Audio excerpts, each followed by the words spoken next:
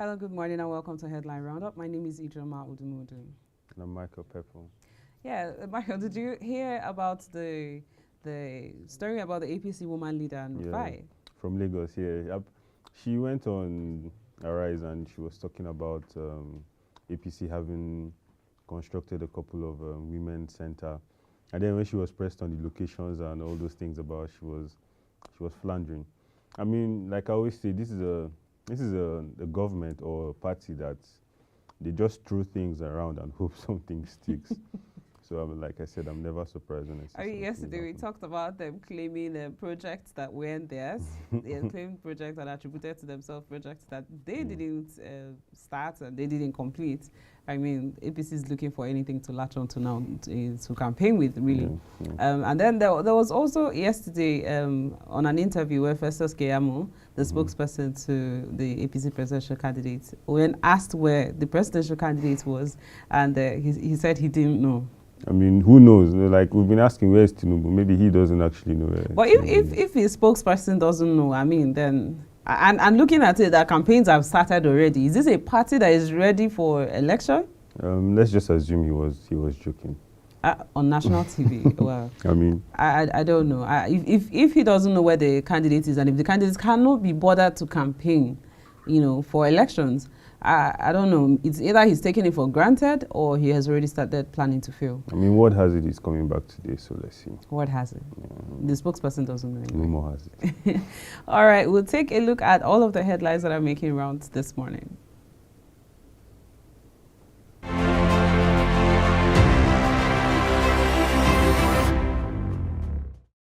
Terrorists released remaining Abuja-Kaduna train victims. The military has announced that all the 23 remaining passengers held hostage by Boko Haram terrorists following the attack on the Abuja-Kaduna train have been released. A statement issued on Wednesday by the Chief of Defense Staff Action Committee, CDSAC, Professor Usman Yusuf, said the release was secured on Wednesday. PDP releases presidential campaign timetable. The People's Democratic Party PDP has released the timetable and schedules of its campaign and other activities ahead of the 2023 election. In a timetable released on Wednesday, the party's campaign flag off will hold in Uyo, the Akwa Ibom State capital, on October 10, 2022. Corruption killing education in Nigeria, ICPC boss. Professor Bolaji Owosonye, the chairman, Independent Corrupt Practices and Other Related Offences Commission, ICPC, has described corruption in the education sector as still in the future of the country. Owosonye stated this in Abuja at the annual ceremony of the 4th National Summit on Diminishing Corruption in the Public Sector with the theme, Corruption and the Education Sector. Appeal Court asked ASU FG to settle out of court. The Court of Appeal sitting in Abuja on Wednesday asked the Academic Staff Union of Universities and the federal government to opt for an out-of-court settlement in resolving issues surrounding the union's ongoing strike action. The court took the decision while hearing the appeal by ASU over the September 21 judgment of the National Industrial Court, which ordered the university lecturers to suspend their strike action.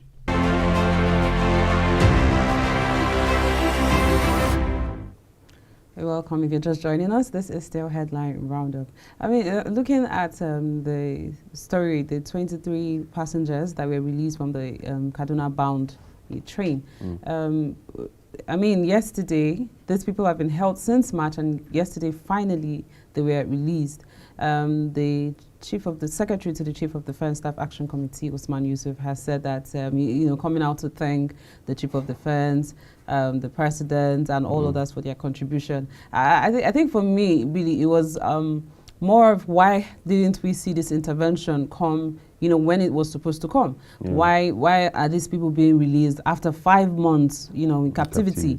And you're looking at what the price was for their release, actually, because, I mean, there have been indications that there was ransom paid for the release of these victims. I don't know why we should even be praising anyone. It's your duty, it's their duty, and it's their function. You failed them in the first place by not properly securing the train and the route, and now you're coming out after doing what you ought to do, and you're thanking the President and the Chief of Defense Staff. I mean, if you don't do it, who's going to do it? Maybe this is what they meant when they said they were going to tackle insecurity before the end of their tenure. But at the end of the day, it's good that Nigerian citizens have found their way home, and I think by this calculation, every single person has been out. let's just take that on the bright side. As much as I would like to look at this at face value, what it is, but there are so many underlying issues that really need to be looked at. One, we're thankful for the fact that these people have finally been released. We saw videos of victims that were in captivity that were being flogged. We saw the lady that had to give birth whilst there. These are real issues that these people have gone through. It's not easy to have been in that situation, in that environment for that, that length of time. And then I think beyond getting these victims out, so they're finally out, I think there has to be, I don't know that there's any plan really to rehabilitate these people, to get them, in a better state of mind, because I don't know if any of these people, the children, the elderly people that were there, if they are ready to reintegrate back into society. No, there has to be, because I can't imagine spending 5 months under the rain in the bush. You definitely have a mental toll on them. Being exposed to such weapons and arms on a regular. So it's not just you fail them the first time, so don't fail them the second time. You've done your own part of getting them out now. Take care of them, let them see mental health experts. Like I saw a picture of a guy before and after. He was a bit fleshy before he went there, and now when I saw the picture, it was very, very, it was sad to see. But let's hope that they do what they are supposed to do as a government for the people. And then in that note that was released, Usman Yusuf was also thanking the Minister of Transport. It kind of had the political undertone. The same Minister of Transport that was throwing blames around when it happened, saying it was the president's fault, it's this one's fault for not putting cameras. And now they're thanking the same Minister of Transport that bought presidential tickets while these people were still in captivity. The same Minister of Transport that didn't even care about them. The same Minister of Transport they're thanking now. Like I said, they're just throwing things around and hoping something sticks at this point. And it's interesting also to see, following that incident, a lot of train activities were suspended. So we're also looking at a time where in Nigeria we're facing economic crisis and we have trains being shut down. You want to wonder, or you want to look at what's the economic impact of the trains being shut down. What does it mean? Because to a reasonable extent, moving from Abuja to Kaduna has majorly been by train. This is one of the easiest ways to get from Abuja to Kaduna. And so cutting off some of these railway activities, how has it affected our economy? How has it affected, the individuals that would have loved to have moved to Kaduna from Abuja and, vice versa? And it's not just about the economic aspect of it, because at the end of the day, it's money, but lives are more important. I saw a video of an investigation that was done into how things are done within the train, within the station and getting into the train. And the security is actually so lax. They don't check IDs. Even if they check IDs, they don't confirm. If you just show them, they just look at it and they let you in. These are kind of loopholes that, if exploited by terrorists, could cause drastic damages. So the federal government needs to look into things like this. Like I said, maybe this is what they said when they said they were tackling security before the end of their tenure. Something they ought to do a long time ago. Yeah, something they ought to do. The Minister of Transport, like you said, has been indicted in all of this. I do hope that by next year, with the change of government, we see change of all of these people, and we see better commitment from people who are taking over.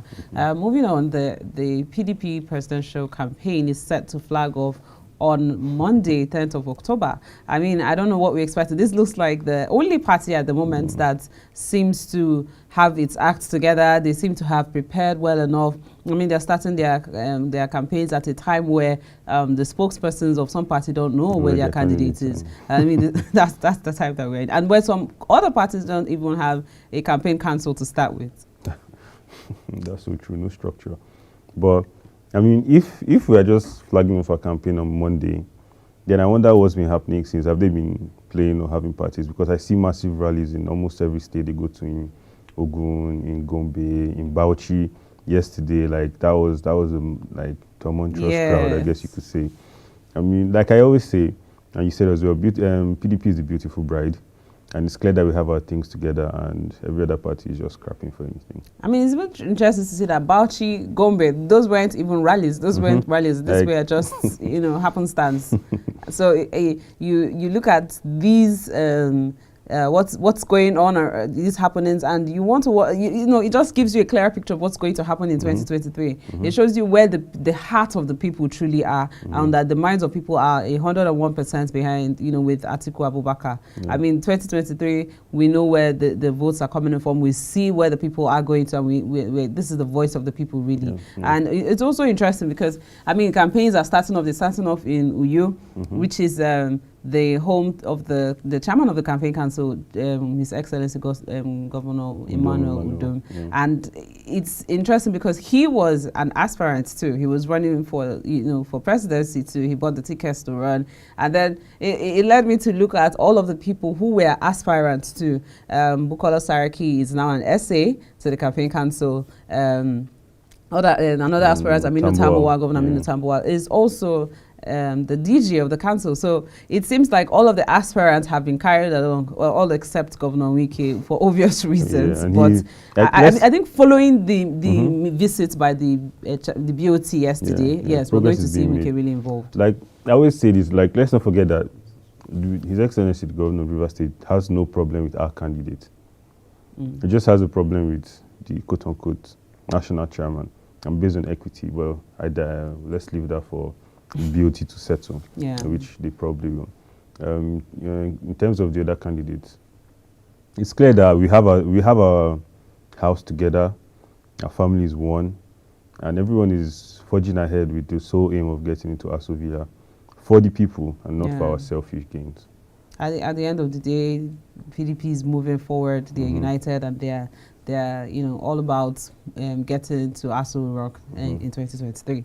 And then we also had, still on education, we had the ICPC boss coming out at an event yesterday here in Abuja to say that corruption is, it's there in the education sector, and it's one of the things that is really killing the education sector. It's common knowledge. Like some weeks ago, we covered the story where a teacher was caught collecting money for his the supervisors at the NECO exam. It's things like that that end up causing decay in the educational sector, I guess you could say, because that money being collected by lecturers is not just for them. Most likely, for them to be able to be so bold to do that, it probably goes higher up the hierarchy.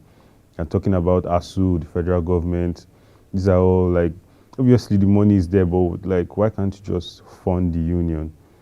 I mean, like, it's not news. It's not a new thing. Like, we all know corruption really is eating education, not just the education, but education is the most important thing. And it seems like these governments, they don't take it serious at all, and it's quite sad. But yeah. Yeah, like you said, it's not just education. I mean, corruption has eaten deep into the fabric of this country, and that's just sad for an administration that came in with the fighting corruption mantra. That was their thing. They were going to fight corruption. So I think we expected a lot more. I mean, if you're looking at it, out of 180 countries, if you're looking at the countries with the least corruption, Nigeria is 154, which means that 36 countries, we are only better than 36 countries when it comes to corruption. We are just less corrupt than 36 countries. And Nigeria was at 139 in 2015. So in just 8 years, we've managed to move from 139 to 154. And you wonder, this is a government that said it is fighting corruption. I mean, that was the mantra. We are fighting corruption. We're fighting corruption. And then we have so many unsolved cases. We have so many people who have been accused of corruption that are yet to, there's no sentence. We've not seen them behind bars. And it's just sad. I mean, the Attorney General of the Federation was accused of corruption. This government, this administration was accused of corruption. And he's granted bail. He's been granted bail. And the case has been adjourned, and we've not still nothing. He's still not yet behind bars. We've not seen justice meted out to him. So it's just an interesting point that the ICPC boss is noting. But I will say that it's not just in education; it's in basically every facet of the country, really. But then, if he's talking about corruption, it's not just about saying there's corruption in the education. Are you doing any investigation into it? Who are those culpable for the corruption? Is it the Minister of Education? Is it the Minister of State Education? Is it the Minister of Labour? Is it the Minister of State Labour? Like, it's not just coming out and release and giving a statement. It's about getting to the... Who are the culprits? Yeah, who are the culprits and what are the issues? If you really want to solve the issue. issues. Yeah, You have an agency, ICPC. So ICPC is an agency.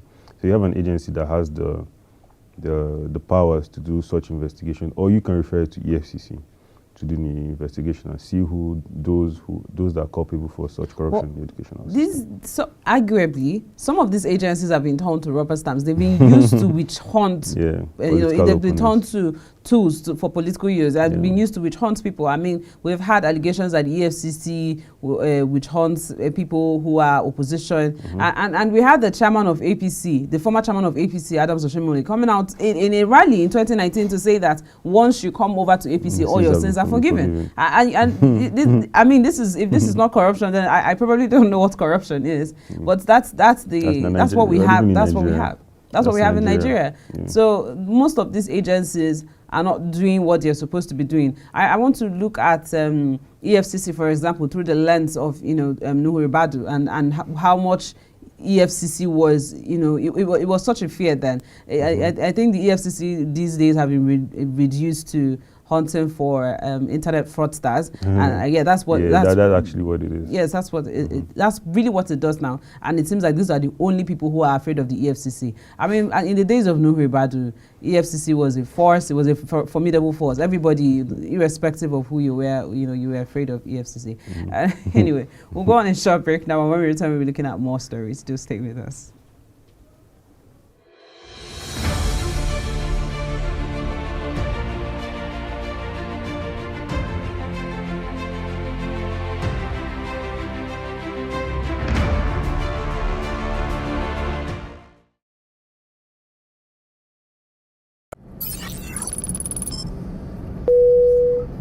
Hello, ladies and gentlemen.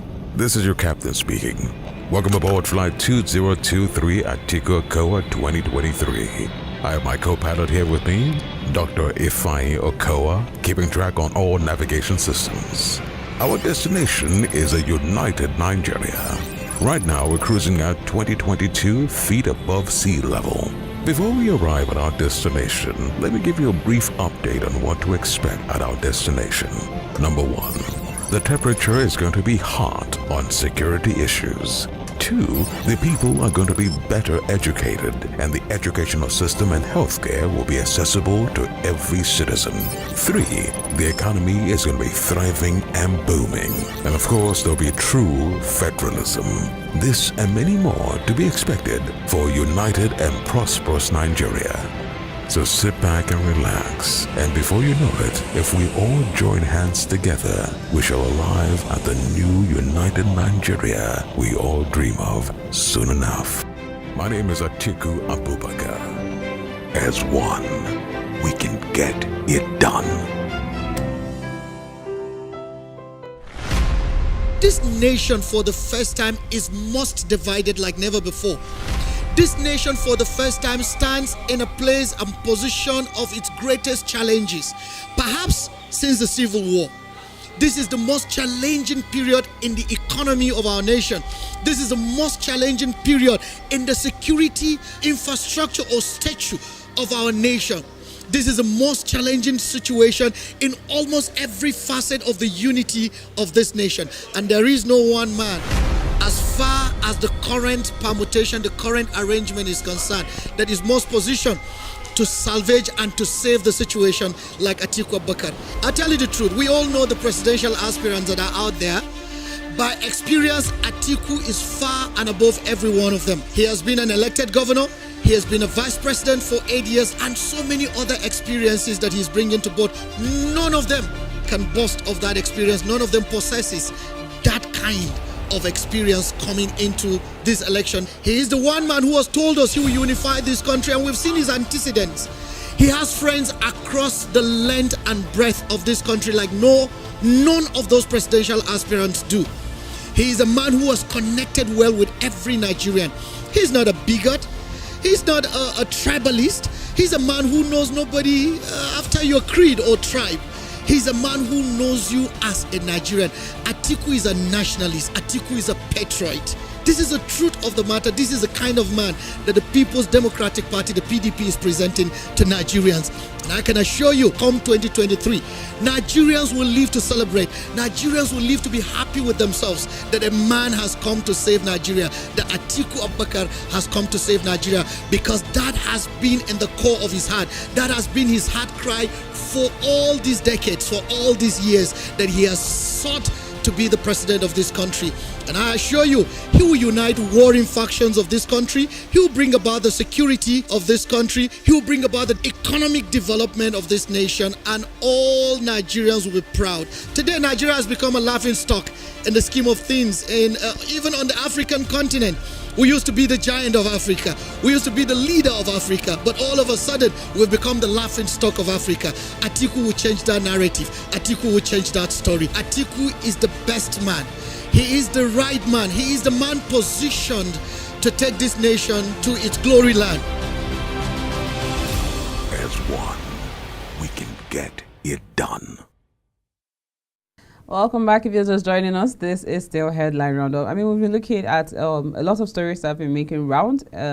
We've looked at ICPC and how education sector is suffering corruption. We've also looked at the PDP campaign flag off on Monday. We've looked at a couple of stories. And now let's look at one more interesting story. The appeal court asking ASU and the federal government to settle out of court. I mean, earlier sometime last month, the federal government took ASU to court, to the National Industrial Court, where they were directed to resume operations. And ASU appealed that judgment, that decision. And what we've seen now is the appeal court directing that the federal government and ASU should settle out of court. I mean, I'm looking at when I saw this, I was. I said, oh, so we're back to square one. I mean, this was a negotiation that started essentially out of court, and this was something that the federal government and ASU were supposed to just settle, come together and negotiate and see how both parties would, would have agreed on something that would work for the students, for ASU, and for the federal government. Unfortunately, what we saw was the federal government trying to strong arm ASU. Yeah, they were trying to strong arm ASU into going back to schools, and taking them to court was one of those avenues. And what we've seen now is the appeal court directing them to go back to the negotiating table. I mean, in light of the recognition of two other unions, I think this order is basically simply, however you want to put it, says and tells the federal government that they actually have to negotiate with ASU.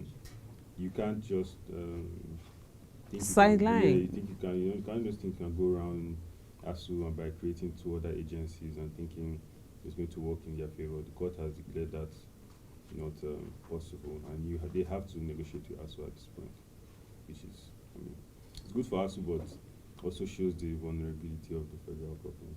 I mean, for me, I'm looking at what this entails and what this means, especially for the students who are the worst hit, because they have to go. The ASU and the federal government have been at the negotiating table since February. So this is October.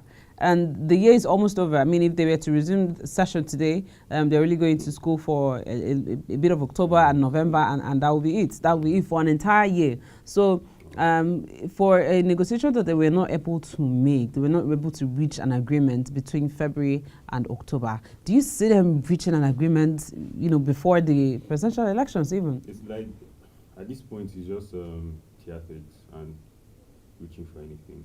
Because if you could not settle this in the first 2 or 3 months, I don't see, like, your quote-unquote candidate is coming back today, tomorrow, who knows? And once he comes back, campaign is going to start. The funds that people probably want to use for this will push to the campaign. Children are still going to be at home. Christmas, like, how exactly do they want this to? There's no way they can get this sorted before Christmas. So what we're going to see is that children and students are going to be home next year. Yeah. Up until next year. Until next year, yeah. And that's very interesting, because the students make up a sizable number of the electorate, and there are a lot of students voting. I don't know what I don't know what you think from your own perspective. How do you think this is going to impact on the elections itself? Do you think it's going to swing the votes of people, influence how people are going to vote? What I think is this current government are trying to frustrate, you could say, that youth bloc as much as they can. But if at all the youths are supposed to take the matter into their hands, it to be now, because you clearly can't continue like this. They don't care about your education. It's either you use the anger of being at home for a couple of months and go out and vote and kick them out. It's as simple as that. And then, I mean, kicking them out is one thing. Who are we bringing in? If we're going to have, if we say that the federal government and the APC-led government in general is going to be so busy planning for the presidential campaign, it's not going to have time to look at these students and address their issues. But that means next year, when the elections hold, we are expecting something from each of the major candidates that are running for presidency. I think positioning, by way of positioning, which of these candidates in your position is going to get this solved faster? I mean, it's clear now. The one from Labour Party, the socialist, when he was governor of Anambra State, teachers went on strike. He hasn't done it in the federal level. You don't need trial and error. His Excellency Atiku Abubakar has a university. The university has never gone on strike. Tested and trusted at the federal level. The best option and the best candidate to be president of Nigeria. I mean, he is very particular about education. It's part of his policies, it's part of the things that in his 5-point agenda, it's part of his covenant, his new social contract with Nigerians. I think what we're going to see is with somebody like His Excellency Atiku Abubakar emerging as president, is that the education sector is going to receive the much needed revitalization. And within the shortest possible time, we're going to see that things are going to go back to normalcy. I mean, it's really a sad one that we've come to this point where the future of our country, because this generation, the people coming after these people that are in school, are the future of a generation, they're the future of our country rather. And what we're seeing is these people staying at home, and we've not looked at what the impact of this is. If these children are at home, they're not doing anything, they're going to be given to illegalities or unhealthy practices. We might see them being used as thugs in the elections. That's actually why you see, in my opinion, that's why you see a lot of youths getting into this quote-unquote Yahoo and fraud thing. Because what do you actually expect them to do when a whole lot of them actually want to go to school? But they've been at home for how many months? How else are they supposed to fend for themselves? I'm not saying it's right, but how can you show him make crayfish bend? If you're not giving them jobs, if you're not giving them parastatals or even side businesses like funding to do, they'll do what they have to do. And also, this is also responsible for the mass migration of citizens out of the country. Because everybody, I heard they're about to bring different policies for Nigerians that want to travel to UK right now, and that's sad because they recently or lately there's been Dubai as well. An influx. I think Dubai banned Nigerians from getting. There's an influx of Nigerians, into these countries, and that's because.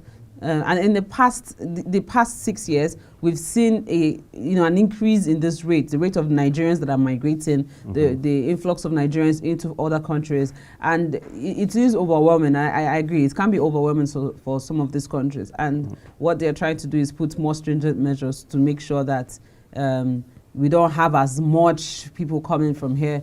It's really sad that we're losing. This feels like another brain drain.